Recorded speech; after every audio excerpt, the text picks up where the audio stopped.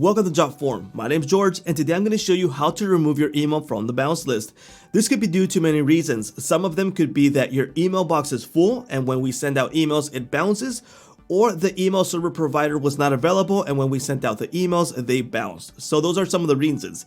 Now, let me show you how to remove your email from the bounce list. So follow me to my desktop. Alright, this is our main dashboard on Jotform, and what we have to do is head on over to our avatar, go to settings, scroll down where it says bounce list, and this is where we're going to check to see if it's in the bounce list or to remove it. So let's go ahead and test this email right here. Let's go ahead and check it. And this email is not in the bounce list. What if we check another one? For example, this one. We're going to check this one, and this one is. So if we remove it, there we go, removed from the bounce list. And that is how you remove your email from the bounce list. We thank you all for watching, and we'll see you on our next tutorials.